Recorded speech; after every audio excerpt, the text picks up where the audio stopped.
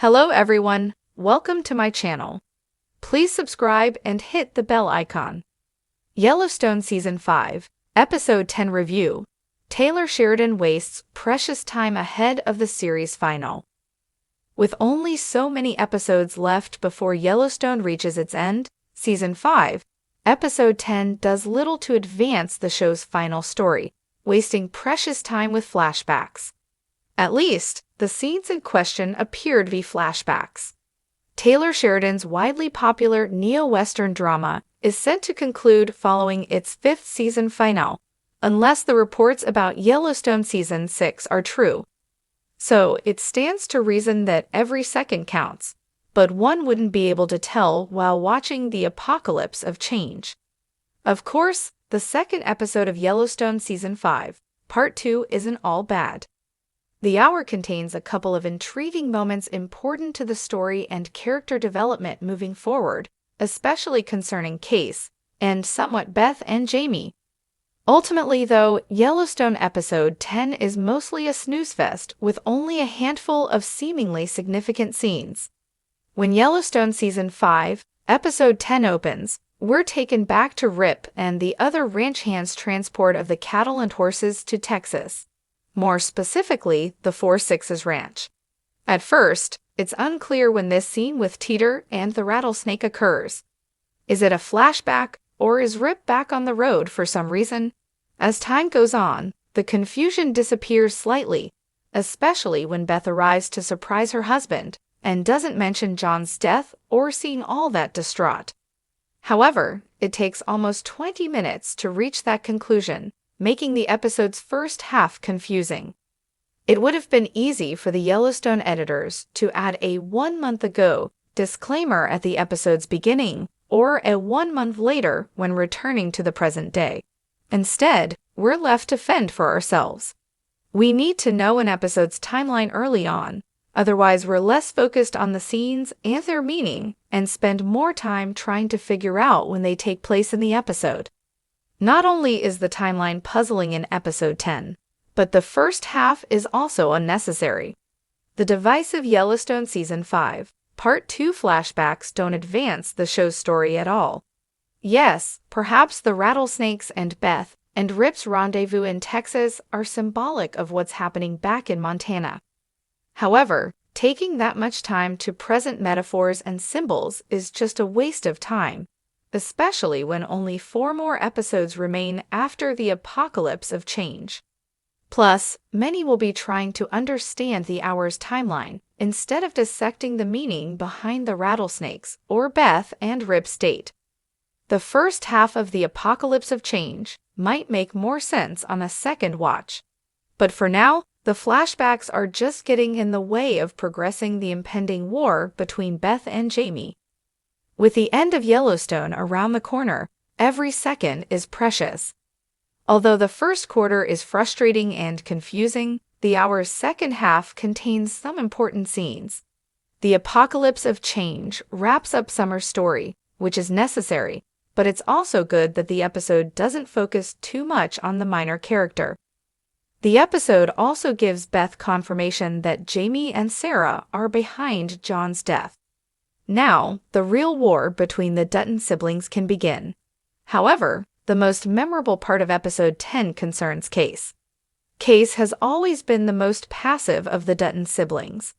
With his father gone, though, Case is ready to take action and be by Beth's side when she takes on Jamie. The scene between Case and Tate is also significant as Case gives his son a choice regarding his future. Their conversation led me to believe that Tate, and likely Case, won't take charge of the Yellowstone ranch, leaving the responsibility in Beth and Rip's hands.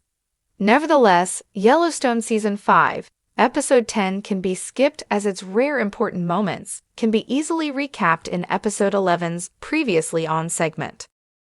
Taylor Sheridan's Yellowstone has become synonymous with high-stakes drama, morally ambiguous characters, and breathtaking landscapes. As we inch closer to the highly anticipated series finale, fans are understandably on edge, waiting for the inevitable fireworks. However, Season 5, Episode 10, titled Shadows and Echoes, feels more like a long pause than the adrenaline-pumping setup one would expect at this stage of the series. For a show that's thrived on razor-sharp tension and sprawling conflict, this episode appears to meander, spending too much time on tangential subplots and failing to capitalize on the momentum built earlier in the season. The result? A frustrating hour that leaves viewers questioning Sheridan's narrative priorities as Yellowstone's endgame looms. An uneven pace. One of the most glaring issues with Episode 10 is its uneven pacing. The episode opens with promise, teasing the fallout from John Dutton's, Kevin Costner, latest political maneuvering. His decision to leverage the governor's office to protect the Yellowstone ranch has made him more enemies than allies, setting the stage for a showdown that should have crackled with tension. Instead, we're treated to lengthy expository scenes that reiterate what we already know. John is a man under siege, both politically and personally. Beth Dutton, Kelly Rayleigh, continues her relentless pursuit of vengeance against Jamie, Wes Bentley, but their cat and mouse dynamic, once electrifying, now feels repetitive. Beth's threats have grown predictable, and Jamie's scheming lacks the cunning edge it once had. Their sibling rivalry has always been a cornerstone of Yellowstone's drama, but here it feels like it's spinning its wheels, offering little in the way of new developments. Misplaced focus on secondary characters. Sheridan's penchant for exploring side stories has often enriched Yellowstone's world, but in Shadows and Echoes, these diversions feel more like distractions. Take, for instance, the subplot involving Ryan, Ian Bowen, and Colby, Denham Richards, as they deal with a dispute over cattle grazing rights. While these moments provide glimpses into the day-to-day struggles of ranch life, they feel out of place when the series' main arcs demand resolution. Similarly, the episode devotes significant screen time to Monica, Kelsey Asbill, and Case, Luke Grimes, as they attempt to rebuild their fractured marriage. While their storyline has emotional weight, its placement in this episode disrupts the overall flow. With so many pressing conflicts brewing, the focus on Monica and Case's domestic struggles feels like a misstep, pulling attention away from the escalating threats to the Dutton legacy. A lack of urgency. What's most perplexing about Episode 10 is its lack of urgency. Sheridan has proven time and again that he's a master of pacing, capable of balancing slow-burn storytelling with explosive payoffs. Yet here, the narrative seems content to tread water. Key players like Rip Wheeler, Cole Hauser, and Thomas Rainwater, Gil Birmingham, are sidelined, their roles reduced to fleeting appearances that do little to advance the plot. Even the looming threat of market equities, a corporate behemoth poised to dismantle the Yellowstone ranch, is treated with surprising indifference. Caroline Warner, Jackie Weaver, who once seemed like a formidable antagonist, is relegated to the background, her menace diluted by the episode's scattered focus. It's as if Sheridan is deliberately delaying the inevitable clash, but at the cost of narrative momentum. The saving graces. That's not to say Shadows and Echoes is devoid of merit. The episode's cinematography is as stunning as ever, with sweeping shots of Montana's rugged beauty serving as a poignant reminder of what's at stake. The score, too, underscores the show's emotional beats, lending weight to even the quieter moments. And then there's Kevin Costner, whose portrayal of John Dutton remains a masterclass in restrained intensity.